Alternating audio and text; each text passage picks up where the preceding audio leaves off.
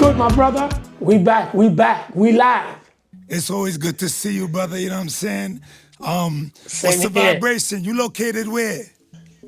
Listen, man, I'm here in Essex in London. Of course, I'm in the UK at the moment. Been a lot of traveling around Europe, but I'm back home. How about yourself? I'm here in New York City. Been all over the world myself, but yeah, I'm always glad to connect with you, bro. You know what I'm saying? Yes, sir. So as you Yes, see, sir. we are Yes, bridging sir. cultures. That is the name Yep. of the show. You know, you there, I'm here, and we connect in the culture as one. And one of the beautiful things about this podcast or this conversation that we usually have here once in a while is not only are we across Atlantic, but we're also talking about, stories that bridge, Africa and the Caribbean, whether it's through the United States of America or the UK. And those conversations are more important now than ever. Yes, absolutely. So I Yes, know sir. you was telling me about some stuff going on with the Grammys. Yeah, the Grammy Award nominations came out last week. Of course, social media went crazy. One of the major topics, especially when it comes to Africa, is the Best Africa Music Performance category that had some of the biggest heavy hitters in Afrobeats and Afropop culture. As always, when we talk about the hottest artist that has carried this genre for the last 10 years, we always mention Wizkid, we always mention Davido, and we always mention Burna Boy. Guess what? All three of these artists are in the category and are in the top 5. So Burna Boy gets his nomination for the record Love from his latest album. Davido gets his nomination for the record With You featuring Omale on his latest album. And Wizkid gets his nomination through Ira Starr, who's the lead singer on the record Gimme That featuring Wizkid. And the other two artists, one I'm sure you've heard of before. She goes by the name Tyler, and she's got the record Push Bounce. She won the Grammy Award a couple of years ago with the viral record Water. And the final nominee on that category is an artist called Eddie Kenzo, who won the BET Award a couple of years ago for one of the biggest records globally, especially out of Africa, titled City Lost.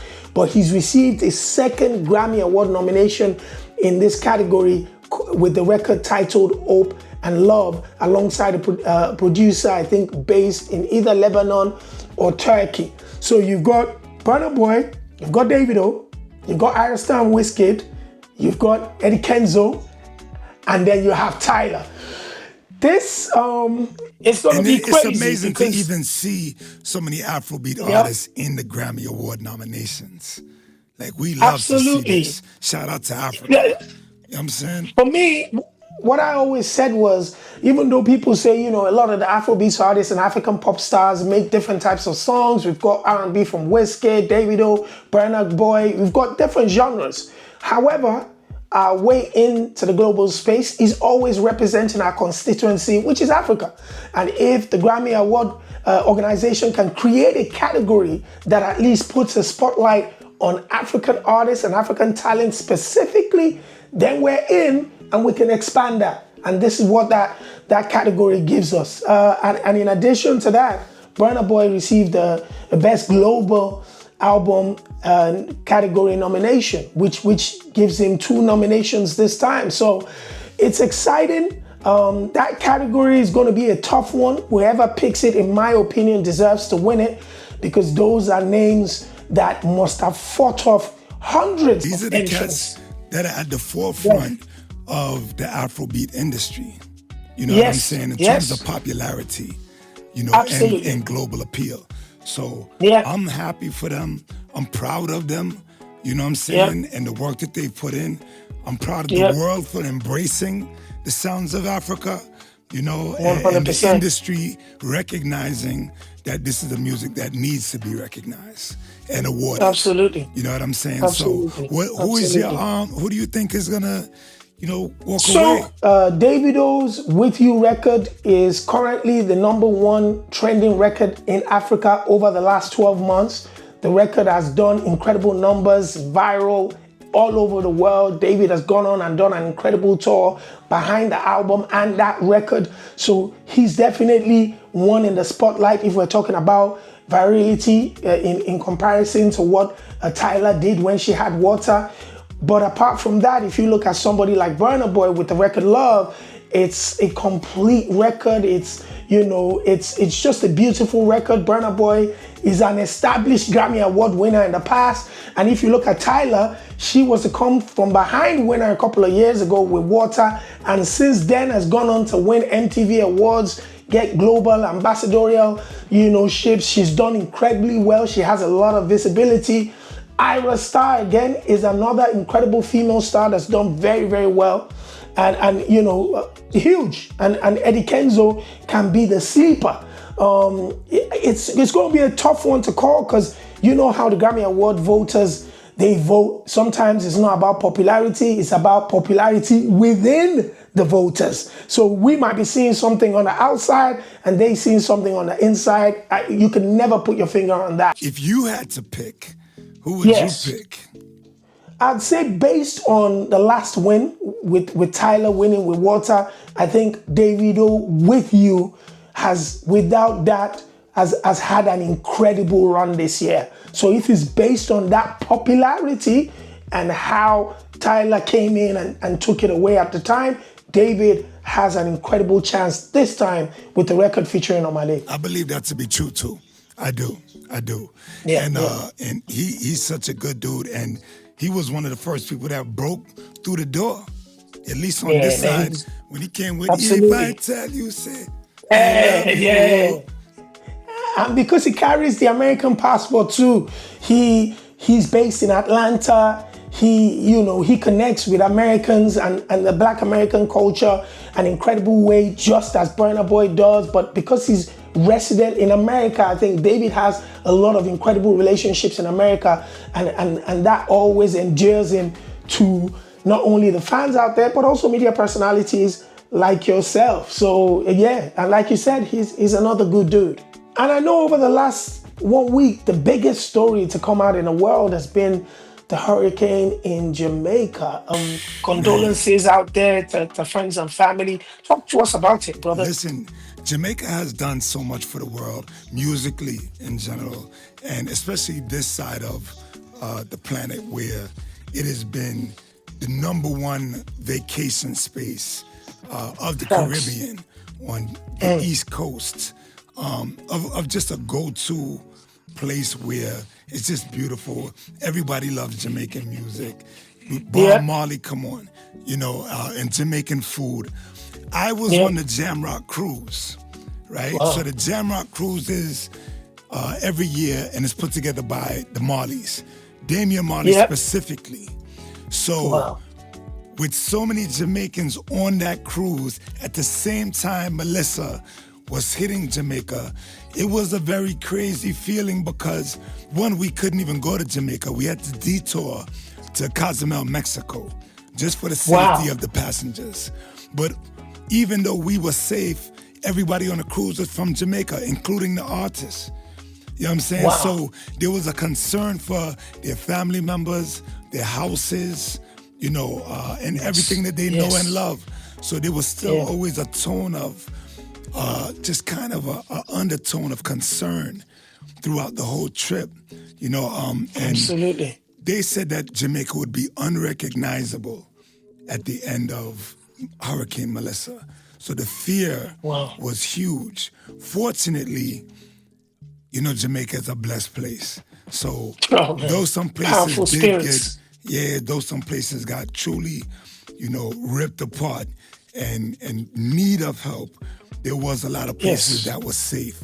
There were unfortunately about 45 casualties.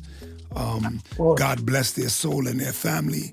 But many lives that also were saved in the process. There are Jamaica relief efforts everywhere. Sean Paul has one. The Marleys have one that I'm going to be pushing soon. I want to speak about that because the entertainers and the ambassadors of Jamaica and Jamaican culture have really stepped up, with the musicians, like you said, doing an incredible work of raising funds and getting relief to the people. Yeah. No, I mean, Sean Paul, Shaggy, like I said, the Marleys and tons of others have taken action to say, look, every little bit counts. So every can of food, every $5, every $2, and saying for everybody who has ever enjoyed a rice and peas, a vacation, a jerk chicken, or dance to a Jamaican tune, this is your time to give back to the country that has given you a certain level of joy. So 100%. Yeah, so blessings to them. I think the Jamrock Cruise one is called "It's Just No Charge." Jamrock Relief. But I'll make sure it's in the caption when we post this. But yeah, absolutely. But aside from that, the cruise itself was amazing. Still, the energy was electric because of what was going on. You had people like Shabba Ranks, who we haven't seen in ever. Ever. That's crazy. Yo, let me tell you, bro. Shabba Ranks look like he's 25 years old. I've seen a couple videos of him online. He's having an amazing time. His energy, I don't know what he's doing, if it's like aerobics or yoga, but the way he jump and bend, this guy is fit, man. And he sounds amazing. But him, the Marleys, they had a segment, the Marley's third generation. So, Marley, the grandkids. Yeah, the grandchildren. Right? Oh my God. So in that you have Skip Marley, you have Mystic Marley, forgive me, Johan Marley, YG Marley. YG. YG got the big one, and they were able to take the stage as Marley third generation in a package kind of form and really just, introduce themselves to us as, wow, okay, the Marley legacy lives on. And it was beautiful to see. Skip did his thing, and so many of them have ironed out their skills because they grew up in it, but to touch that stage is different. Mystic Marley, I was really impressed with. You could tell she was nervous. She said she was nervous. I think that's Stephen Marley's daughter, but she went up there, she did her thing, She did her thing. That was amazing. But I got a chance to sit with Taurus Riley. I got some footage with him. He gave us some of his life story. My brother, I love that fella, man. Every time I sit with him, the energy is organic. And not to stay on it too long, but I had an amazing interview. Have you ever watched Junior Gong and seen his flag man? Are you familiar with his flag man? So there's a flag man that waves the line. That's waving in the background all the time. Oh my God. And if he's doing a 2-hour concert, he's just waving and this waving and waving. And everybody is in amazement, like, yo, this guy's impressive. I got a chance to do an exclusive interview with him. And Rastafari, Haile Selassie the First, the energy and wisdom of this man, it's an interview that when I was done, and both interviews were done in front of a live studio audience, everybody said this is legendary. That's fantastic. That's incredible. To have Taurus Riley live in front of a studio audience, that's incredible. Big up to the Jamrock Cruise. Absolutely. Big up to the Uber Soca Cruise I'll be going on soon. I'm going to give you an update on that. That's gonna be crazy. I went to Brazil a couple of months ago, and Lauryn Hill was performing there, and she brought YG on, so they had like a meet and greet, and I went to meet both of them. And whilst Lauryn Hill was signing, because it was an emotional moment for me. Like, I remember being at university listening to Lauryn Hill's album back then, and now I'm standing right in front of her and she's signing my t-shirt. She asked me, so where you from, brother? I said, I'm from London. She said, no, where you really from, brother? I said, oh my God, I had goosebumps. I said, I'm from Nigeria. She said, well, yes, that's what I mean. What's your name? Yeah. And she signed, and YG was there. And it was just such an incredible moment to see an icon like Lauryn Hill with her kids, who are now stepping into the shoes of not only their parents, but their grandparents. That's incredible, man. We remember when Lauren was singing Zion. Her love is in the son, Zion. And, Yes. and now he's huge. He's a big, He's grown big. man. He's a big man. He's got his dreadlocks is big. Yeah. And his daughter, her daughter Selah, big up to her and Rohan Marley, who does so much. Yeah. They have 5 children, beautiful children who are grown now. Absolutely. So Absolutely. YG Marley, you know, his song is just when he goes, and everybody just jump in.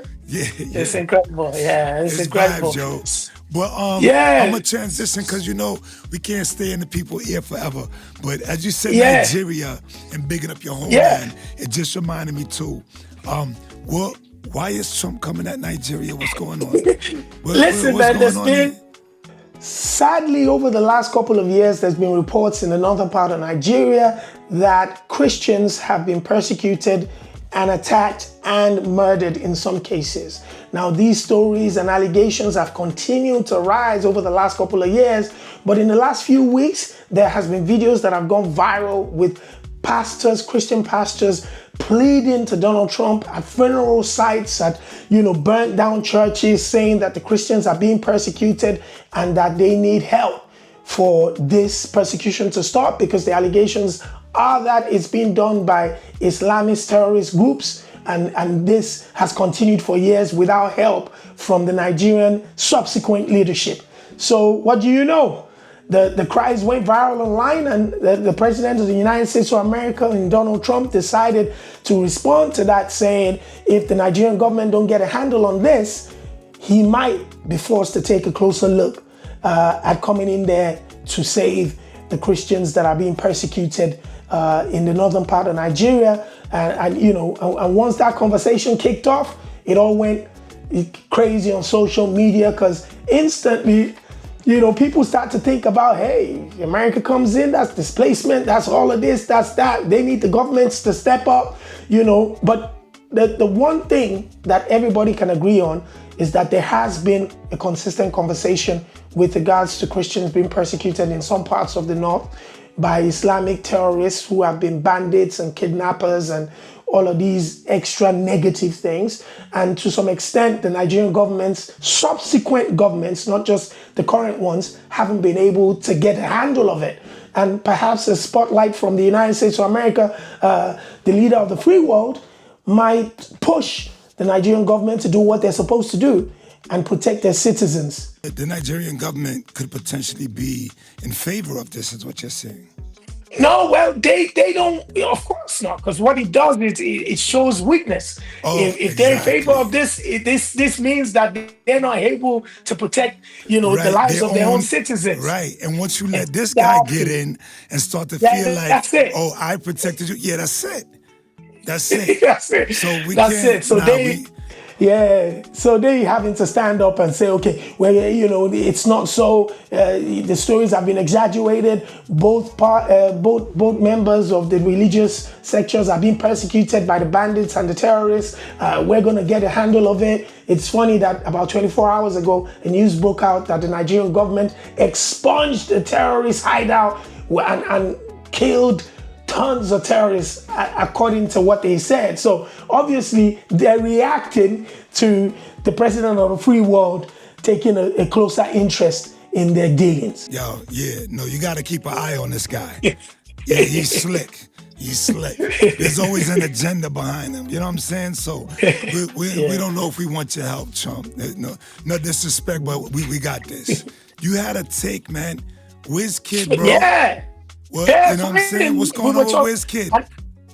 I know a couple moments ago we were talking about the Mali kids. Now it looks like we're starting to have second generation Afrobeat stars, with WizKid's firstborn son, 14-year-old son by the name Champs, dropped his 14. He dropped his debut EP, and the interesting twist is he's actually rapping on this project. So he's not an Afrobeat singer, he's a rapper. And the brilliance as well is he's got a British accent, because I think he's been living in the UK for quite some time now, or most recently over the last couple of years. He's like got a British drillish kind of So he's vibe. got, exactly. If you listen to him, you'd think he was just a British South London rapper, doing his thing. But of course, the edge is his father is Wizkid, and because of that, he's been able to break the charts in Nigeria, and his EP has gone straight to #1, hitting over 1 million streams in the first 24 hours. And this kid looks like he's announced himself as an official musician into the entertainment industry. We saw Wizkid at the New York Knicks game yesterday while signing an autograph. He also made a reference that that's my son, and he's proud of him. But I've got to be honest, I've listened to the project a couple of times myself, and I've got to say, for a 14-year-old kid, he's got a very, very good head on his shoulder, knows what he wants. He's talking all that slick in the music, and he might be just one for the future. He said, they call me a Nepo baby. We can agree to disagree on that. And I loved it. Get in. Get in how you fit in. And if you got the talent, because listen, relationships is what gets you in the door. Your talent 100%. Is what keeps you there. So if 100%. You got it, he got it. It's all right. He definitely got it. The person that selected the beats were incredible. His vocals sounded very confident. It was calm, sleek. He was talking his own stories. That's interesting to hear from a 14-year-old. And I'm excited to see what he's going to be doing in the future. Yeah. Okay. And what's his name again? His name is Champs. Tife Balogun, but Champs. CHAMPZ. Yes, sir. Champs, you know what I mean? Google Champs. You know what I mean? Put him in the forefront. You know what I mean? Next generation. Absolutely. Yo, Shamsi, we out, man. I appreciate it, man. We out, man, as always. Peace and love, brother. Bridging cultures.